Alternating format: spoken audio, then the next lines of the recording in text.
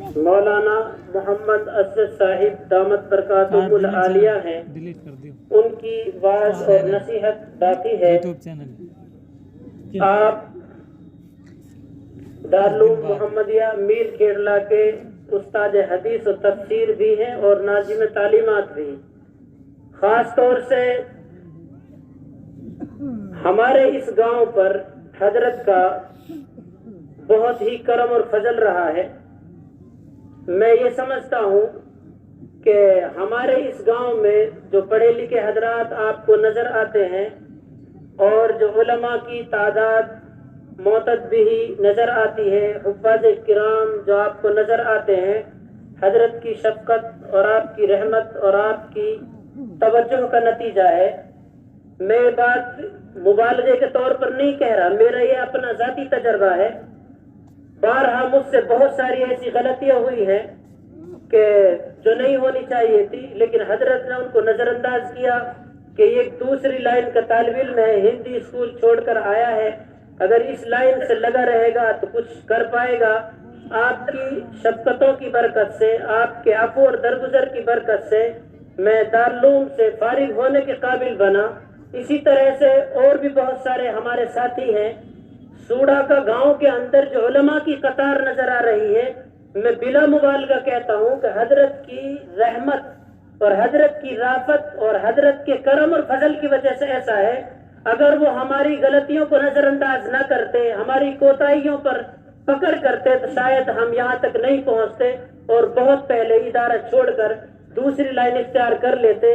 لیکن آپ نے بہت سارے اصول اور ضابطوں کو پیچھے چھوڑا۔ مدرسے کے بہت سارے ضابطے، بہت سارے اصول ہوتے ہیں، دوسروں کو بھی اعتراض کا موقع ملتا ہے کہ ان کی کیوں جو ہے ناز پروری ہوتی ہے، ان طلباء کو کیوں نخرے جھیلے جاتے ہیں۔ لیکن حضرت نے ساری باتوں کو درگزر کر کے ہمیشہ ہمارے اس گاؤں کے بچوں کا خاص خیال رکھا ہے۔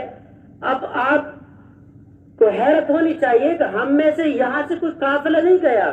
اکثر مقررین کی عادت ہوتی ہے، اکثر بیان کرنے والوں کی عادت ہوتی ہے کہ وہاں مستقل گاڑیاں جاتی ہیں بھر کر، ایک گاڑی، دو گاڑی، 2-3-4 ہزار کا پیٹرول ڈیزل پھونک کر وہاں جاتے ہیں، پھر وہاں سے تاریخ لیتے ہیں، تب جا کر تاریخ ملتی ہے۔ میں نے جو کہ ایک طالب علم ہوں اور میرا کوئی زیادہ گہرا تعلق بھی نہیں رہا، بس ایک طالب علم ہوں، وہاں کا پڑھنے والا ہوں، صرف ایک مرتبہ فون پر درخواست کی اور آپ نے فوراً منظور کر لی۔ صرف اتنا ضرور کہا کہ میں اپنی فہرست چیک کر لیتا ہوں، میرا اگر دن خالی ہوا تو میں ضرور آ جاؤں گا۔ آپ اندازہ لگا لیجئے، حضرت بہت ہی سادہ اور مخلص ہیں، ہمیشہ پہلی سب کے پابند رہے ہیں، ہمیشہ طلباء کی فکر اور طلباء کے لیے کچھ کرنے کی جو ہے حضرت کی سوچ رہی ہے۔ اسی وجہ سے جو ہے حضرت کو ادھر ادھر بہت سارے اطراف کے اندر یاد کیا جاتا ہے۔ تو بنا کسی تمہید کے یہ بات میں کہہ نہیں رہا، بس نکل رہی ہے، ورنہ اتنا وقت نہیں ہے کہ میں آپ کے سامنے کچھ کہتا، لیکن بس یہ فطری طور پر میرے سے نکل گئی، لہذا آپ کا جو میں نے وقت لیا ہے اس کے لیے تو میں آپ سے معافی مانگتا ہوں۔ باقی ہمارے یہاں عام ماحول میں 9 بجے تک کوئی دقت نہیں ہے، پھر بھی ہم اپنے استاد محترم سے درخواست کرتے ہیں کہ آپ کے لیے کوئی وقت نہیں ہے۔ الحمدللہ ہمارے یہاں کے لوگ بڑے جفاکش ہیں، بہت ہی دیر دیر تک بیٹھے رہنے کے بھی عادی ہیں۔ آپ جتنی دیر چاہے کھل کر بات کر سکتے ہیں اور جس موضوع پر، جس ماحول پر آپ بات کرنا چاہیں آپ کر سکتے ہیں۔ اس لیے میں حضرت استاد محترم سے درخواست کرتا ہوں کہ آپ آئیں اور سامعین کو اپنی واضح نصیحت سے محظوظ فرمائیں۔ الحمدللہ رب العالمین والصلاة والسلام على سید المرسلین وعلى آلہ واصحابہ اجمعین، اما بعد فاعوذ باللہ من الشیطان الرجیم، بسم اللہ الرحمن الرحیم، قل بفضل اللہ وبرحمته فبذلك فلیفرحوا هو خیر مما یجمعون، وقال تعالى يا أيها الذين آمنوا إن تنصروا الله ينصركم ويثبت أقدامكم، صدق الله العظيم۔ وقال النبي صلى الله عليه وسلم إني تركت فيكم أمرين لن تضلوا ما تمسكتم بهما، كتاب الله وسنة رسوله، او کما قال علیہ الصلاۃ والسلام۔ بزرگوں اور بھائیوں، اتنی بڑی تعداد میں آپ حضرات کو دیکھ کر انتہائی مسرت اور خوشی ہو رہی ہے۔ آپ حضرات کو یہاں بیٹھے ہوئے کافی وقت ہو گیا ہے، موسم بھی ٹھنڈا ہے، دین کی کافی باتیں آپ کے سامنے آ گئی ہیں، اس لیے انشاءاللہ تسلی رکھیں کہ آدھے گھنٹے کے اندر میں اپنی بات سمیٹ دوں گا۔ آپ پریشان نہ ہوں کہ مولانا آصف صاحب نے کوئی اجازت دے دی، اللہ جانے اب کب تک چلے گی یہ گاڑی۔ میرے سامنے اس وقت دو تقاضے ہیں۔ پہلا تقاضا ہے مکاتب کے عنوان سے کچھ عرض کرنے کا، چونکہ یہ جلسہ ہی اسی نسبت سے منعقد ہوا ہے۔ دوسرا تقاضا ہمارے سامنے ہے ملک کے گرم حالات۔ آج امت مسلمہ جن مصیبتوں سے گزر رہی ہے، جن پریشانیوں سے دوچار ہو رہی ہے، ان پر بھی کچھ کہا جائے، یہ بھی ایک تقاضا ہے۔ ان دونوں باتوں پر، ان دونوں تقاضوں پر میں کوشش کروں گا کہ انشاءاللہ 10-12 منٹ بات کر کے سمیٹ دوں گا۔ اللہ تعالیٰ مجھے صحیح کہنے اور عمل کی سعادت اور توفیق عطا فرمائے۔ جہاں تک پہلی بات کا تعلق ہے کہ مکاتب اسلامیہ، مکاتب قرآنیہ، جہاں پر قرآن پڑھایا جاتا ہے، بچوں کو تعلیم دی جاتی ہے، ان کی اہمیت اور افادیت پر بہت کچھ کہا جا چکا اور بہت کچھ آپ نے سن لیا ہے۔ مختصر سے انداز میں صرف اتنا سا یاد کر لیجئے کہ قرآن مقدس کی خدمت روئے زمین پر سب سے اہم خدمت ہے۔ دین کے جتنے بھی کام ہو رہے ہیں، کسی کا انکار نہیں، سب دین کے کام ہیں، اچھے کام ہیں، سب پر اجر اور ثواب ملتا ہے، انکار کی گنجائش نہیں۔ لیکن میرے بھائیوں، یہ بھی حقیقت ہے کہ ان تمام دینی کاموں میں سب سے اہم اور افضل کام قرآن کریم کی خدمت۔ میں نہیں کہہ رہا ہوں، نہ میری اتنی بڑی جسارت، نہ اتنی بڑی میرا منہ ہے، یہ ارشاد میں پیغمبر صلی اللہ علیہ وسلم کا آپ کو سنا رہا ہوں۔ نبی کریم صلی اللہ علیہ وسلم نے ارشاد فرمایا، خیرکم من تعلم القرآن وعلمہ، تم میں یعنی مسلمانوں میں، اہل ایمان میں سب سے بہتر وہ لوگ ہیں جو قرآن سیکھتے ہیں اور سکھاتے ہیں۔ اب چاہے وہ مکتب میں بیٹھ کر یہ خدمت انجام دے رہے ہوں، یا کسی مدرسہ اور جامعہ میں یہ خدمت انجام دے رہے ہوں، یا کسی مسجد میں یہ کام انجام دے رہے ہوں، پیغمبر صلی اللہ علیہ وسلم نے ارشاد فرمایا کہ سب سے مقدس اور بہتر طبقہ ان لوگوں کا ہے جو قرآن سے وابستہ ہے۔ جس مکان میں بیٹھ کر، جس مسجد میں بیٹھ کر، جس مکتب میں بیٹھ کر قرآن پڑھا اور پڑھایا جاتا ہے، وہ مکان بھی تمام مکانوں میں مقدس ہو جاتا ہے، وہ آدمی بھی مقدس ہو جاتا ہے جو پڑھ رہا ہے، پڑھا رہا ہے۔ نبی کریم صلی اللہ علیہ وسلم نے ایک موقع پر ارشاد فرمایا، مجتمع قوم فی بیت من بیوت اللہ یتلون کتاب اللہ ویتدارسونہ فیما بینہم الا نزلت علیہم السکینہ وغشیتہم الرحمہ وحفتہم الملائکہ وذکرہم اللہ فی من عندہم ومن بطأ به عملہ لم یسرع به نسبہ او کما قال علیہ الصلاۃ والسلام۔ ارشاد فرمایا جا رہا ہے، اللہ کے گھروں میں سے کسی بھی گھر میں چند لوگ بیٹھ کر جمع ہو جائیں اور وہ قرآن کریم کی تلاوت کریں، آپس میں پڑھنے پڑھانے کا کام انجام دیں، تو اللہ تعالیٰ کی طرف سے ان کو 4 انعامات دنیا میں ہی ملتے ہیں۔ آخرت کا اجر ثواب تو بات کا ہے، سب سے پہلے جملے پر غور کرو، فی بیت من بیوت اللہ، جہاں چند لوگ بیٹھ کر قرآن کا مذاکرہ کریں، قرآن سکھائیں، تعلیم دے قرآن کی۔ پیغمبر صلی اللہ علیہ وسلم اس مکان کو، اس گھر کو اللہ کا گھر کہہ رہے ہیں۔ فی بیت من بیوت اللہ، میں اپنی طرف سے نہیں کہہ رہا ہوں، اہل علم تشریف فرمائے، جس جگہ بیٹھ کر کوئی کام انجام دے رہا ہے قرآن کریم کی خدمت کا، تو وہ اللہ کے گھروں میں سے ایک گھر ہے۔ اللہ کے گھر کیا ہوتے ہیں؟ خانہ کعبہ اللہ کا گھر ہے، بیت اللہ کہا جاتا ہے۔ روئے زمین پر جتنی مسجدیں ہیں وہ اللہ کا گھر ہے، وَأَنَّ الْمَسَاجِدَ لِلَّهِ۔ ایسے ہی جن مکاتب میں بیٹھ کر، جن مدارس میں بیٹھ کر قرآن کریم کی خدمت انجام دی جا رہی ہے وہ سب بھی اللہ کے گھر ہیں۔ یہ حدیث کا جملہ ہمیں بتا رہا ہے۔ تو جو لوگ کہیں بیٹھ کر کام کر رہے ہیں قرآن کا، وہ مکان ان کا نہیں، وہ اللہ کا ہے، اللہ کے کلام سے جڑ گیا ہے وہ گھر۔ اب اس قوم پر کیا رحمتیں اتر رہی ہیں؟ 4 نعمتیں بیان کی گئی، 4 انعامات سنائے گئے۔ نزلت علیہم السکینہ، ان پر سکینہ نازل ہوتا ہے۔ سکینہ کا عام سا ترجمہ ہے سکون قلب، اطمینان قلب، لیکن علامہ آلوسی علیہ الرحمن نے اس کی شرح یوں فرمائی، ان السکینۃ نور یستقر فی القلب وبه تثبت توجہ القلب الی اللہ تعالی۔ نور، سکینہ ایک روشنی ہے، ایک نور ہے جو قرآن پڑھنے والوں کو عطا ہوتا ہے اور ان کے دل میں وہ جگہ پکڑ لیتا ہے۔ سکینہ ایک روشنی ہے، ایک نور ہے جو قرآن کی خدمت انجام دینے والوں کے دل میں جگہ پکڑ لیتا ہے۔ اس سے فائدہ کیا ہوتا ہے؟ اس نور کی برکت سے اس بندے کی توجہ ہر وقت اللہ تعالیٰ کی طرف رہتی ہے۔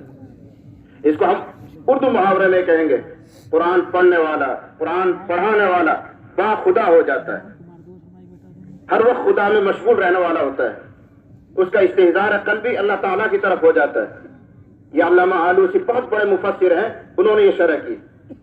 تو پہلا انعام ہے کہ قرآن پڑھنے پڑھانے والوں پر سکینہ نازل ہوتا ہے، کیفیت قلبی بہتر ہو جاتی ہے۔ دوسری رحمت، دوسرا انعام، وغشیتہم الرحمہ، اللہ کی رحمت ان کو ڈھانپ لیتی ہے، اللہ کا پیار ان پر اترنے لگتا ہے۔ یہ محاورہ ترجمہ کر لیجیے، اللہ کی خاص عنایت، اللہ کی خاص مہربانی، پیار ان پر اترنے لگتا ہے۔ وحفتہم الملائکہ، تیسرا انعام، اس کو سمجھنے کے لیے مسلم شریف کی ایک دوسری روایت ذہن میں لاؤ۔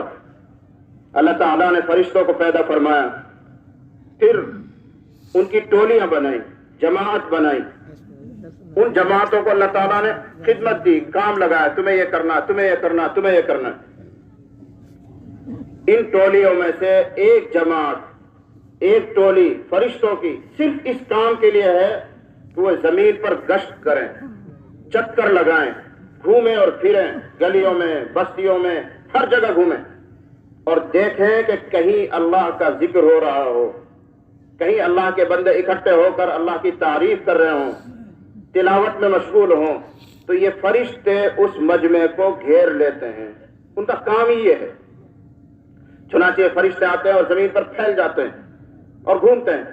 جب کہیں دیکھتے ہیں کہ کچھ مسلمان بیٹھے اللہ کی، رسول کی، قرآن کی باتیں کر رہے ہیں تو ایک دوسرے کو آواز لگاتے ہیں، ہلموا الی حاجتکم، ہلموا الی حاجتکم، ایک دوسرے کو آواز لگا رہے فرشتے، آ جاؤ تمہارا مقصد یہاں ہے، آ جاؤ تمہاری ضرورت یہاں ہے، جس کام کے لیے تم آئے وہ تو یہاں ہے، تو سب اکٹھے ہو جاتے ہیں۔ پھر حدیث شریف میں یہ مضمون آیا ہے، اس پورے کو حلقہ بنا کر یہ فرشتے گھیر لیتے ہیں، جیسا آپ کو مجمع بیٹھا ہوا ہے۔ رسول اللہ صلی اللہ علیہ وسلم کی بات پر یقین کیجئے، اس پورے مجمع کو ایسے چاروں طرف سے فرشتوں نے گھیرا ہوا ہے۔ کیا فائدہ اس سے؟ فرشتے گھیرتے ہیں تو اس سے فائدہ کیا؟ فرشتے اس مجمع کے لیے دعا کرتے ہیں، اس مجمع میں جو دعا ہوتی ہے فرشتے اس پر آمین کہتے ہیں۔ ان کے یہاں پر بیٹھنے کی وجہ سے ان کی صحبت کا اثر بیٹھنے والوں پر منتقل ہوتا ہے۔ اگر اس طرح کی مجلسوں میں بندہ خوب شریک ہو تو ایک دن وہ آئے گا کہ وہ بندہ فرشتہ صفت بن جاتا ہے۔ جیسے بہت نیک آدمی ہوتا ہے کوئی تو ہم بھی کہہ دیتے ہیں ارے آدمی کیا بھائی فرشتہ ہے، وہ ان فرشتوں کی صحبت کی برکت سے فرشتہ صفت بنا۔ اس پورے مضمون کو سمجھ کر اب سمجھیے اس ٹکڑے کو، پیغمبر نے ارشاد فرمایا جس مسجد میں، مکتب میں، مدرسے میں قرآن کی تعلیم ہوتی ہے فرشتے اس مکتب کو، اس مدرسے کو حلقہ بنا کر گھیر لیتے ہیں۔ اب وہ مدرس بھی، وہ طلبہ بھی، اس ادارے میں خدمت کرنے والے بھی فرشتوں کے ساتھ ہیں، فرشتوں کی ملاقات ان سے ہو رہی ہے۔ فرشتے ان کے لیے دعا کر رہے ہیں، فرشتے ان کی دعا پر آمین کہہ رہے ہیں۔ اور سب سے بڑا انعام، یہ 3 انعام تو میں نے گنوائے، سب سے بڑا انعام وَذَكَرَهُمُ اللَّهُ فِي مَنْ عِنْدَهُ أي من الملائكة المقربين وروح الانبیاء والمرسلین۔ ملا علی قاری نے یہ وضاحت کی کہ قرآن پڑھنے والوں کا مجمع جب کہیں ہوتا ہے تو اللہ تعالی اپنے یہاں مقرب بندوں میں ان کا فخر سے تذکرہ فرماتا ہے۔ کون ہے مقرب؟ اللہ کے فرشتے، انبیاء علیہم السلام، رسولوں کی روحیں، ان سب کے درمیان اللہ خوش ہو کر فخریہ انداز میں کہتا ہے دیکھو میرے بندوں کو، وہ میرے کلام سے وابستہ ہیں، میرے کلام سے جڑے ہوئے ہیں۔ یہ 4 انعامات تو اسی دنیا میں ملتے ہیں قرآن پڑھنے پڑھانے والوں۔ مستدرک حاکم ایک زبردست کتاب ہے حدیث شریف کی، امام بخاری علیہ رحمہ کی شرائط کے مطابق جو حدیثیں ہیں وہ وہاں جمع کی گئی ہیں۔ وہاں پر ایک روایت موجود ہے، حضرت عبداللہ بن عمر ابن عاص سے روایت ہے، کہتے ہیں کہ نبی کریم صلی اللہ علیہ وسلم نے ارشاد فرمایا من قرأ القرآن فقد استدرج النبوة الا لا یوحى الیہ۔ جس آدمی نے قرآن پڑھا، قرآن سیکھا، اس نے گویا خلاصہ نبوت کو اپنے سینے میں جمع کر لیا۔ اللہ کے نبی صلی اللہ علیہ وسلم پر 23 سال میں اللہ کی طرف سے جو پیغامات آئے تھے، جو وحی آئی تھی، وہ قرآن ہی تو ہے، خلاصہ نبوت ہے۔ سارے حدیث ہے تو اس کی شرح ہے، تفصیل ہے۔ تو جس بندے نے قرآن کو پڑھا اور سیکھا، گویا اس نے خلاصہ نبوت کو اپنے سینے میں رکھ لیا۔ مگر فرق اتنا ہے کہ نبیوں پر وحی آتی ہے، اس حافظ قرآن پر وحی نہیں آ رہی ہے، جو وحی آ چکی ہے وہ اس نے محفوظ کر لی۔ ان کا مقام اتنا اونچا ہے کہ یہ شب و روز، دن اور رات 24 گھنٹے قرآن پڑھنے اور پڑھانے میں لگے رہتے ہیں۔ ان کو دین کی اور کسی خدمت کا موقع نہیں ملتا۔ میں آسان لفظوں میں کہوں، نہ یہ بیچارے گشت کر سکتے ہیں، نہ بیچارے یہ تعلیم میں بیٹھ سکتے ہیں جو مکاتب میں پڑھا رہے ہیں، مدرسوں میں پڑھا رہے ہیں، نہ یہ چلہ 4 مہینے میں جا سکتے ہیں، نہ یہ کوئی اور ایسی دینی کاموں میں شریک ہو سکتے ہیں۔ تو پھر یہ مایوس نہ ہو یا دوسرے لوگ ان کے بارے میں بدگمان نہ ہو، سب دین کے اور کاموں میں تو حصہ لیتے ہی نہیں ہے، بس مکتب میں ہی لگے رہتے ہیں، پڑھانے میں ہی لگے رہتے ہیں۔ یہ شیطان ہمارے اندر وسوسہ ڈالتا ہے اور بہت سے دیندار لوگ اس غلط فہمی کا شکار ہو جاتے ہیں اور کہتے بھائی ملا نے بس قرآن پڑھنے میں ہی ٹائم نہ ملا، یہ تو کہیں گشت میں ہی نہ جاؤں، یہ تو چلہ ہی نہ لگاؤں، یہ تو 4 ہی مہینے نہ لگاؤں، کہہ دیتے ہیں لوگ ایسا۔ اس لیے اس غلط فہمی کو دور کر رہا ہوں۔ سنو اچھی طرح، ہمارے جتنے ائمہ ہیں، مدرسوں میں اور مکاتب میں پڑھانے والے ہیں، وہ مایوس نہ ہو کہ ہمیں گشت کا موقع نہیں ملتا، ہمیں تعلیم کا موقع نہیں ملتا، ہمیں اوابین پڑھنے کا موقع نہیں ملتا، ہمیں تہجد پڑھنے کا موقع نہیں ملتا، ہم چلے 4 مہینے نہیں لگا سکتے۔ مایوس نہ ہو اور آپ لوگ ان کے تعلق سے بدگمان نہ ہو۔ کیوں؟ حدیث قدسی میں ہے۔ آپ کو بتاؤں کہ حدیث کے 2 درجے ہیں، ایک حدیث رسول کہلاتی ہے، ایک حدیث قدسی کہلاتی ہے۔ حدیث قدسی عام حدیثوں سے اوپر کی چیز ہوتی ہے، اللہ کا اپنا ارشاد ہوتا ہے، اللہ کی بات ہوتی ہے وہ، بس فرق اتنا ہے کہ قرآن نہیں ہے، بس وہ قرآن کی لگتی سی بات یوں کہہ لیجیے۔ حدیث قدسی میں اللہ فرماتا ہے من شغلہ القرآن عن ذکری ومسألتی، صاف صاف لفظ ہیں، من شغلہ القرآن عن ذکری ومسألتی، جس بندے کو قرآن نے روک کر رکھا، اس کو جکڑ لیا، پابند کر دیا، کس چیز سے؟ اس کو ذکر کا ٹائم نہیں مل رہا، اس کو کسی اور دین کے کام میں حصہ لینے کا وقت نہیں مل رہا، میرے سامنے ہاتھ پھیلا کر مانگنے کا وقت نہیں مل رہا۔ یہ حدیث ہے، حدیث قدسی، من شغلہ القرآن عن ذکری ومسألتی، جس کو روک کر رکھا قرآن نے ذکر کرنے سے، میرے سامنے ہاتھ پھیلا کر بھیک مانگنے سے، دین کے اور کاموں سے۔ اب سنو اللہ کا فیصلہ، اعطیتہ افضل ما اعطی السائلین، دنیا بھر میں جتنے لوگ مانگ رہے ہیں اللہ تعالیٰ سے، کوئی ذکر کر کے، کوئی دعا کر کے، کوئی گشتوں میں چل کر، کوئی جماعت میں چل کر، اللہ فرما رہا ہے جتنے مانگنے والے مانگ رہے ہیں ان سب سے بہتر عطا کروں گا میں قرآن میں لگنے والوں کو۔ یہ حدیث قدسی ہے، اگر کسی کے دل میں شک پیدا ہوا تو کافر ہو جائے گا. شک بھی پیدا ہو گیا، انکار تو بڑی چیز ہے، شک بھی پیدا کر لیا تو اپنے ایمان کی خیر منا. اور ہمارا ضمیر، ہم ان کو کوستے رہتے ہیں، ان کو برا بھلا کہتے رہتے ہیں، کچھ نہیں تو ان کی توہین کرتے رہتے ہیں، غیبتیں کرتے رہتے ہیں. اللہ کی قسم بڑا جرم کر رہے ہیں آپ لوگ. یہ پیغمبروں کے وارث ہیں. ان العلماء ورثۃ الانبیاء. کچھ کہنے کا موقع نہیں ہے، ورنہ بات یہ موضوع بھی ایک سلگتا ہوا موضوع ہے. تو اچھی طرح یاد کر لیجئے کہ جو لوگ، جو حفاظ اور ائمہ مدارس کے اساتذہ قرآن کی خدمت سے وابستہ ہیں، اگر یہ دین کے کسی اور کام میں حصہ نہیں بھی لے رہے ہیں تو اللہ فرما رہا ہے کہ اجر دینے والا تو میں ہوں، ثواب تو میں دیتا ہوں، تو میں ان کو بغیر کیے سب سے بہتر عطا کروں گا. کیوں عطا کریں گے؟ اس کے جواب آ گیا ہے، وَفَضْلُ كَلَامِ اللَّهِ عَلَى سَائِرِ الْكَلَامِ كَفَضْلِ اللَّهِ عَلَى سَائِرِ خَلْقِهِ. یہ حدیث اسی میں جڑی ہوئی ہے. کیا فرمایا گیا؟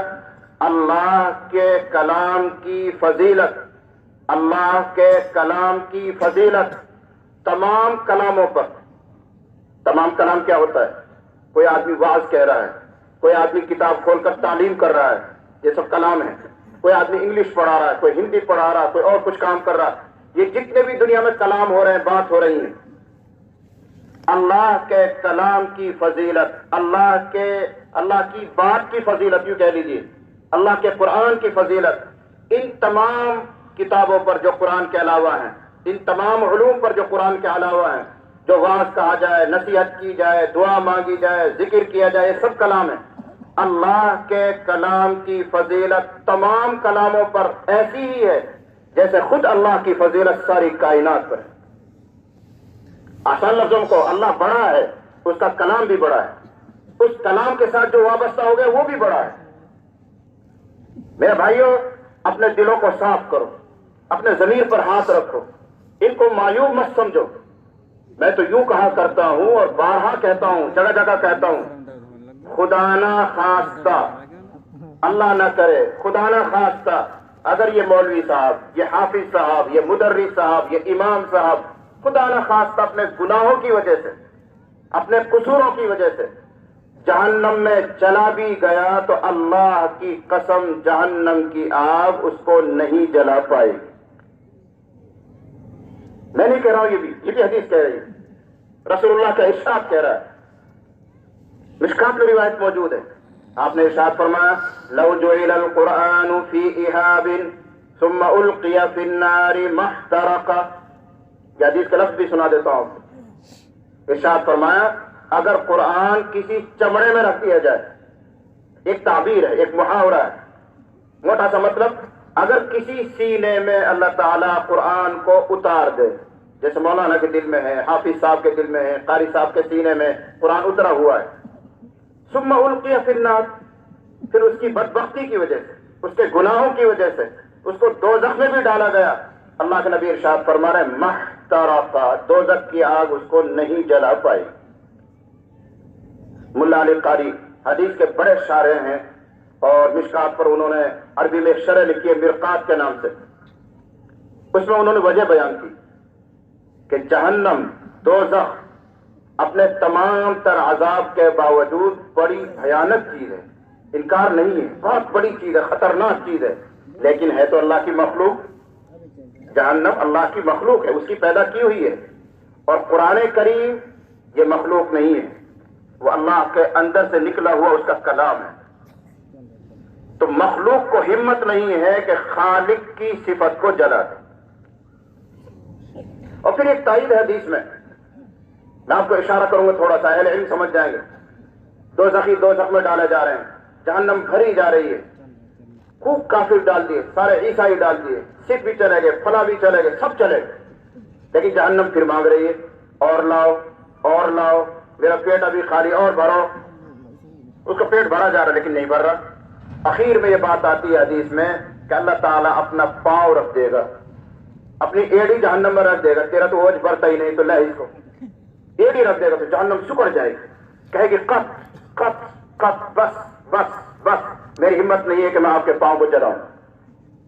قط یہ حدیث میں اسی سے تائید ملتی ہے، جس طرح وہ مخلوق خالق پر ہمت نہیں کر سکتی، اسی طرح یہ مخلوق خالق کی صفت کو بھی نہیں چلا پائے، اور یہ صفت کا برتن انسان بن گیا ہے، ایک حافظ قرآن بن گیا، اس برتن کو بھی وہ نہیں جلائے۔ تو ملا علی قاری نے تو لمبی بحث کی ہے اس پر۔ اس لیے میرے بھائیو، یہ چند گزارشات یاد رکھ لیجئے کہ جو مکاتب میں پڑھ رہے ہیں، پڑھا رہے ہیں، انتہائی مقدس جماعت، اگر وہ کچھ کوتاہی کر بھی رہے ہیں تو وہ کوتاہی ان کے ساتھ، ہمیں تو ان کا احترام کا حکم ہے، ان کی عزت کریں، ان کا احترام کریں، ان کی قدر کریں، اس نسبت سے کہ وہ اللہ کے نبی کے وارث، اس نسبت سے کہ کلام اللہ کو وہ سیکھے ہوئے ہیں، ایک مقدس چیز ان کے سینے میں رکھی ہوئی ہے، اس لحاظ سے ہمیں ان کی قدر کرنی چاہیے۔ یہ ایک ٹاپک، ایک عنوان ہوا، میں نے وعدہ کیا تھا کہ چند منٹ اس پر عرض کروں گا۔ دوسرا تقاضا ہمارے سامنے ہے ملک کے گرم حالات۔ مجھ سے زیادہ آپ واقف ہیں ملک کن حالات سے گزر رہا ہے۔ ہمارا وجود خطرے میں، اللہ نہ کرے، اللہ نہ کرے، اگر یہ قانون پاس ہو گئے تو یہ سمجھ لیجئے کہ آپ ہندوستان میں رہنے کے حقدار نہیں ہوں گے۔ ان کی شرح کا تو لمبا وقت ہے، یعنی آپ کی ناگرکتا چھین لی جائے گی، آپ یہاں کے شہری نہیں، آپ یہاں کے باشندے نہیں، آپ کو وہ سمجھیں گے کہ کہیں سے آ کے زبردستی ہمارے ملک میں گھس گیا ہے، ان کو بھگاؤ، اور کیمپوں میں آپ کو ڈال دیا جائے گا۔ ایسی صورتحال چل رہی ہے، اور پورے ملک میں ہمارے مسلمان بھائی احتجاج کر رہے ہیں، آواز کو بلند کر رہے ہیں، اللہ ان کی قربانیوں کو قبول فرمائے۔ لیکن میرے بھائیوں، ہماری بھی کچھ ذمہ داری ہے، ہمیں بھی کچھ کرنا ہے۔ اس کے تعلق سے میں نے ایک آیت پڑھی، یا ایھا الذین آمنوا ان تنصروا اللہ ینصرکم ویثبت اقدامکم والذین کفروا فتح لهم واضل اعمالهم۔ ہماری بدقسمتی یہ ہے کہ اللہ کے کلام کو ہم سمجھتے نہیں یا سمجھنے کی کوشش نہیں کرتے، ورنہ یہ کتاب ہدایت قیامت تک کے لیے، قیامت تک کے مسائل کا حل اس میں موجود ہے، ہر زمانے کے لیے روشنی اس میں موجود ہے۔ آج کے اگر یہ حالات ہمیں گھبرا دینے والے حالات ہیں تو اس کے لیے بھی حل قرآن میں موجود ہے۔ اللہ نے صرف ایک ہی شرط لگائی، ایک ہی شرط، اس کو یوں کر کے سمجھ لو کہ جب تک دین باقی ہے تو دینداروں پر کوئی آنچ آنے والی نہیں ہے، اگر دین مٹتا ہے تو پھر ہماری اور تمہاری بھی خیر نہیں۔ یہ ایک موٹا سا میں نے مطلب بیان کیا، جب تک دین باقی ہے تو دینداروں کی خیر ہے، اور جب دین مٹے گا، دین رخصت ہوگا تو پھر ہماری اور تمہاری، سارے انسانوں کی کوئی خیر نہیں۔ ایک حدیث یاد دلاؤں، نبی کریم صلی اللہ علیہ وسلم نے ارشاد فرمایا، لا تقوم الساعة حتى يقال في الارض اللہ اللہ۔ قیامت اس وقت تک قائم نہیں ہوگی جب تک روئے زمین پر اللہ کا نام لیا جاتا رہے گا۔ یعنی دین ہے تو انسان ہے، دین مٹ گیا تو پھر انسان کا وجود خطرے میں، اور ہم انسانوں سے اوپر اٹھ کر اہل ایمان ہیں۔ انسان تو ہے ہی، لیکن ان میں ہم اہل ایمان ہیں، اہل اسلام ہیں، اہل قرآن ہیں۔ اب اللہ ہم سے مطالبہ کرتا ہے، ان تنصروا اللہ ینصرکم، اگر تم دین کی مدد کرو گے تو اللہ تمہاری مدد کرے گا، اور اگر تم نے دین کی مدد چھوڑ دی تو اللہ کی مدد تمہارے ساتھ نہیں ہے، تمہارا وجود خطرے میں ہے، کوئی بھی تمہارا دشمن تمہیں مٹا سکتا ہے۔ یہ موٹا سا ترجمہ کیا میں نے، ان تنصروا اللہ، اگر تم اللہ کے دین کی مدد کرو گے تو اللہ تمہاری مدد کرے، اور اگر ہم نے دین کی مدد نہیں کی، دین کو یوں ہی چھوڑ دیا، تو پھر اللہ کی مدد ہمارے ساتھ نہیں ہے۔ اب سوال یہ ہے کہ دین کی مدد کس کو کہتے ہیں، تاکہ ہم سب دین کی مدد کریں۔ بھائی جب دین کی مدد ہوگی تو ہماری مدد ہوگی، پھر ہمارا کوئی کچھ نہیں بگاڑ سکتا، اللہ ہمارے ساتھ ہے۔ تو میرا بھائیو، دین کی مدد کے درجے ہیں، نمبر ہیں، اس کی سیڑھیاں ہیں۔ دین کی مدد کا پہلا درجہ، پہلا نمبر وہ ہے کہ مومن، ایمان والے، مسلمان خود اپنے دین پر 100% عمل کرنے والے بنے، یہ ایک نمبر ہے مدد کا۔ نمبر 2، دعوت عمل، دوسری سیڑھی عمل کی دعوت دینا، لوگوں کو اسلام کی دعوت دینا، لوگوں کو اسلام میں داخل کرانا، یہ دوسرا درجہ ہے۔ اور نمبر 3 پر ہے دین کی حفاظت کے لیے جان اور مال کی قربانی پیش کرنا۔ میں آخری دو نمبر جو ہیں ان پر بحث نہیں کروں گا۔ دوسروں کو عمل کی دعوت دینا، دین کی حفاظت کے لیے جان اور مال کی قربانی دینا، اس پر بات کرنے کا بھی موقع نہیں۔ پہلا نمبر پر غور کرو، دین کی نصرت اور مدد کا پہلا نمبر ہے کہ اہل ایمان خود دین پر 100% عمل کرنے والے بن جائیں۔ ہم تو اس پہلے نمبر پر ہی پھسل جاتے ہیں، اس پہلے نمبر پر ہی فیل ہو جاتے ہیں۔ دعوت عمل، حفاظت دین کے لیے قربانی، اسباب اور وسائل کی یعنی ان کو قائم کرنا، یہ تو سب درجات ہیں بعد میں۔ پہلے نمبر پر ہم پھسل گئے۔ ابھی تک ہم اور ہماری اولاد، ہمارے اہل ایمان بھائی اپنے دین پر 100% عمل نہیں کر رہے ہیں۔ اگر بات کریں نوجوانوں کی، 18، 20، 25، 30 سال کے جو نوجوان ہیں، تو انہوں نے تو اسلام کی پہچان کو ہی چھوڑ دیا۔ کانوں میں بالی آ گئی، گلے میں ڈوری آ گئی، ہاتھ میں چھلا سور آ گیا، اب تو پاؤں میں بھی کچھ پہننے لگے، کالا سا تاگا باندھ دیتے ہیں۔ ہے کہ نہیں یہ بات؟ وہ کوئی آسمان سے آئے ہوئے بچے نہیں، وہ ہمارے اور آپ کے ہی تو بچے ہیں، وہ ہماری ہی تو اولاد ہے۔ تو انہوں نے تو اسلام کا تشخص، پہچان ہی مٹا دی، وہ مسلمان جیسے ہی نہیں لگتے۔ اللہ کی قسم بہت سی مرتبہ ایسا ہوتا ہے کہ ہم سلام کرنا چاہتے ہیں لیکن سلام نہیں کر پاتے، بھئی مسلمان ہیں جن کون اللہ جانے، کان کی بالی کا ڈور وور دیکھ کے ہمیں شبہ سا ہو جاتا ہے۔ اور سنو، نبی کریم صلی اللہ علیہ وسلم نے یہ بات بہت صاف لفظوں میں ارشاد فرمائی ہے کہ اس روئے زمین پر آدمی جب رہتا ہے، زندگی گزارتا ہے، تو جن لوگوں کی مشابہت اختیار کرتا ہے، کل قیامت میں ان کی مشابہت اس کے بدن پر ظاہر ہوگی۔ اس کو 5 منٹ میں ذرا سا کھول دوں اس مضمون کو۔ ہمارا اور آپ کا عقیدہ ہے کہ سارا جہاں ختم ہوگا اور سب اللہ کے سامنے پیش ہوں گے اور حساب کتاب ہونا ہے۔ کچھ ناکام ہو جائیں گے، کچھ کامیاب ہوں گے، کامیاب جنت میں جائیں گے، ناکام کہیں اور جائیں گے، سب جانتے ہیں۔ روایات کے خلاصے سے بات معلوم ہوتی ہے کہ جب لوگ میدان محشر میں کھڑے ہوئے ہوں گے، تمام اولین و آخرین، حضرت آدم سے لے کر آخری انسان تک، کروڑ ہا کروڑ انسان، ارب ہا ارب انسان، سب کھڑے ہیں۔ اس وقت ایک اعلان ہوگا، اللہ تعالیٰ فرشتوں سے فرمائے گا کہ ان کو 2 حصوں میں کر دو، بٹوارا کر دو۔ کچھ لوگ نیک بخت ہیں، کچھ بدبخت ہیں، یا یوں کہہ لیجئے فرشتوں کو حکم ہوگا کچھ لوگوں کو دائیں طرف کر دو اور کچھ لوگوں کو بائیں طرف کر دو۔ اب فرشتہ اس کام کو کریں گے، بٹوارا کریں گے۔ جن کا نمبر دائیں طرف آ گیا وہ کامیاب ہو جائیں گے، وہ جنت میں چلے جائیں گے، اور جن کا نمبر بائیں طرف آ گیا وہ ناکام ہو جائیں گے، ان کا نامہ اعمال الٹا ہاتھ میں اڑ کر آئے گا اور وہ بیچارے دوزخ میں جائیں گے۔ یہ بٹوارا ہونا ہے۔ لیکن سوال یہ ہے کہ فرشتوں سے یہ کام لیا جائے گا اور فرشتے ہمارے حالات سے واقف نہیں ہیں۔ ہمارے دل میں ایمان ہے، ہمارے دل میں کفر ہے، نفاق ہے، شرک ہے، فرشتے نہیں جانتے، وہ عالم الغیب نہیں۔ سن لینا اچھی طرح اس بات کو، خاص طور سے نوجوان، کہ ہمارے دل میں ایمان ہے، کفر ہے، شرک ہے، فرشتے اس کو نہیں جانتے، اس لیے وہ عالم الغیب نہیں، اللہ عالم الغیب۔ اب سوال یہ ہے کہ فرشتوں سے کہا جا رہا ہے کہ کچھوں کو دائیں طرف کرو، کچھوں کو بائیں طرف کرو، اور وہ جانتے وانتے کچھ نہیں، ہمارے حالات سے واقف نہیں، وہ تو الٹا سلٹا کر دیں گے۔ جن کو جنت میں جانا ان کو ادھر کر دیں گے، جن کو دوزخ میں جانا ان کو جنت کی طرف کر دیں گے، تو کام کیسے کریں گے وہ؟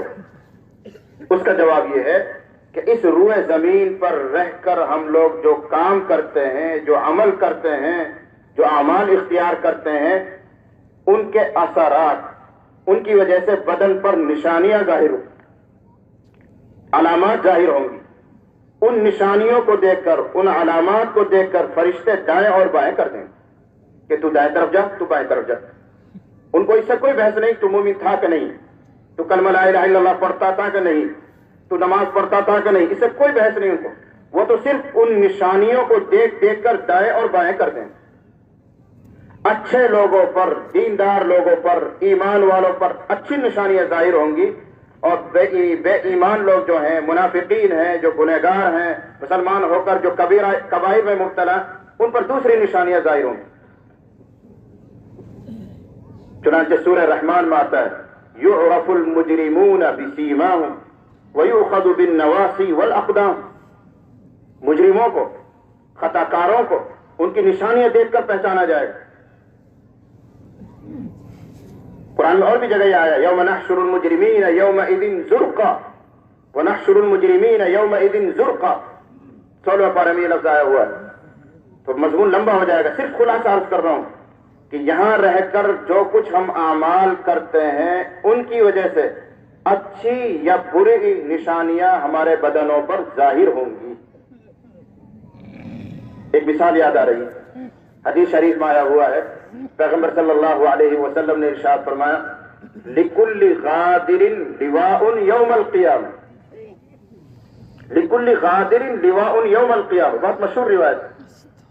کل قیامت میں جب میدان محشر میں لوگ کھڑے ہوں گے تو جو ٹٹلو کاٹنے والے تھے، دھوکہ دینے والے تھے، فریب کرنے والے تھے، جھوٹ بولنے والے تھے، ان کی سرین پر اللہ تعالیٰ ایک جھنڈا گاڑ دے گا، جس جھنڈے کو دیکھ کر ساری دنیا پہچانے گی کہ یہ بی جے پی کا آدمی ہے۔ یہ تو لطیفہ ہے، یعنی یہ ناکام لوگوں میں ہے، یہ جھوٹوں میں ہے، یہ ادھر جانے والوں میں ایک نشانی اللہ تعالیٰ ظاہر کرے گا۔ ایک اور روایت میں مضمون آیا ہوا ہے جس آدمی نے 2 شادیاں کی اور دونوں بیویوں کے درمیان ناانصافی کی، حقوق پوری طرح ادا نہیں کیے، تو کل قیامت میں اس حال میں کھڑا ہوگا کہ اس کے بدن کا آدھا گوشت گرا ہوا ہوگا، صرف ہڈیوں کا ڈھانچہ اور آدھے پہ گوشت ہے۔ یہ پہچان ہوگی کہ یہ آدمی وہ ہے جس کی 2 بیویاں تھی اور اس نے انصاف نہیں کیا، یہ نشانی ظاہر ہوئی۔ تو گناہوں کی نشانیاں ظاہر ہو رہی ہیں، کسی کا جھنڈا لگا ہوا ہے، کسی کا آدھے بدن کا گوشت گرا ہوا ہے۔ ایسے ہی من سأل الناس ولہ ما یغنیہ، یہ بھی مشہور روایت ہے، جس آدمی نے بغیر مجبوری کے بھیک مانگی، سوال کرتا ہے لوگوں سے، تو کل قیامت میں اس حال میں اٹھے گا کہ اس کے چہرے پر سارا گوشت گرا ہوا ہوگا، ہڈی ہڈی ہوں گی چہرے پر، بس یہ پہچان ہے کہ یہ بھکاری آدمی تھا، بغیر شدید مجبوری کے بھیک مانگتا تھا۔ اس طرح کی نشانیاں ظاہر ہو رہی ہیں، اور جو نیک کام کرنے والے ان کی بھی نشانیاں حدیث میں آئی ہیں۔ ایک موقع پر پیغمبر صلی اللہ علیہ وسلم قبرستان تشریف لے گئے، وہاں آپ نے صحابہ کے لیے جو مرحوم تھے ایصال ثواب کیا، اور وہیں کھڑے کھڑے آپ نے فرمایا متی القا احبابی، میں اپنے یاروں سے، اپنے دوستوں سے کم ملوں گا۔ صحابہ نے کہا اللہ نبی ہم آپ کے یار نہیں ہیں، ہم آپ کے دوست نہیں ہیں، آپ کن کی تمنا فرما رہے ہیں؟ ارشاد فرمایا میرے حبیب، میرے جگری دوست، میرے یار تو وہ لوگ ہیں جو میرے بعد پیدا ہوں گے اور مجھ پر بن دیکھے ایمان لائیں گے، یعنی ہم اور آپ قیامت تک آنے والے اہل ایمان، ہم نے نبی کو نہیں دیکھا، آپ کی شکل ہم نے نہیں دیکھی، لیکن بن دیکھے آپ پر ایمان لاتے ہیں ہم۔ تو رسول اللہ نے فرمایا میرے یار وہ ہیں، مجھے ان سے ملنے کا شوق ہے، مجھے ان سے ملنے کی تمنا ہے۔ اب ایک سوال پیدا ہوا، صحابہ نے کہا اللہ کے نبی جب وہ آپ کے بعد پیدا ہوں گے اور آپ کو بن دیکھے ایمان لائیں گے، انہوں نے آپ کو نہیں دیکھا، آپ نے ان کو نہیں دیکھا دنیا میں، اور آپ کی اور ان کی ملاقات نہیں ہوگی، آخرت میں ہی ہوگی، حوض کوثر پر ہی ہوگی، تو آپ کیسے پہچانیں گے کہ یہ آپ کی امت کا آدمی اور یہ آپ پر ایمان لانے والا؟ کیسے پہچانیں گے؟ آپ حضرت ابوبکر کو پہچانے، حضرت عمر کو پہچانے، حضرت عثمان کو پہچانے، بات سمجھ میں آتی ہے، آپ نے ان کو دیکھا، انہوں نے آپ کو دیکھا، لیکن اللہ کے نبی آپ فرما رہے ہیں میرے یار وہ ہیں جو بعد میں پیدا ہوں گے، ایمان لائیں گے، ان کو تو آپ نے دیکھا ہی نہیں، تو آپ کیسے پہچانیں گے؟